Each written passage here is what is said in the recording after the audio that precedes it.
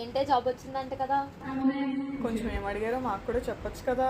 వీళ్ళతో పాటు మీరు కూడా నేర్చుకోవాలనుకుంటున్నారా? రండి కలిసి నేర్చుకుందాం.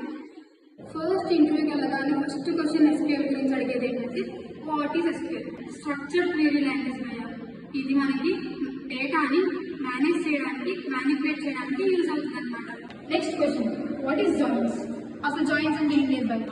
నువ్వు ఒక మల్టిపుల్ టేబుల్స్ ని క్రియేట్ చేస్తావు. ఆ మల్టిపుల్ టేబుల్స్ లో ఉన్న సేమ్ అంటే మ్యాచింగ్ ఉన్న కాలమ్ ని తీసుకుని నువ్వు టేబుల్ అనేది జాయిన్ చేస్తావు అనమాట. వాటిలో అన్ని inner join, left join, right join, full join అనేవి ఉంటాయన్నమాట. Next question what is where function in SQL? Where function అనేది ఏం లేదు బయట. మీకు వేర్ ఫంక్షన్ అనేది కండిషన్స్ యూజ్ చేస్తామన్నమాట. సపోజ్ ఎగ్జాంపుల్ ఏంటంటే నీకు ఒక గ్రూప్ ఆఫ్ స్టూడెంట్స్ అనేది తీసుకున్నాం. ఆ గ్రూప్ ఆఫ్ స్టూడెంట్స్ లో నీకు 18 ఏజ్ గ్రూప్ ఉన్న స్టూడెంట్స్ మాత్రమే నాకు కావాలి అనుకో, అప్పుడు నువ్వు వేర్ ఫంక్షన్ అనేది వాడతావు.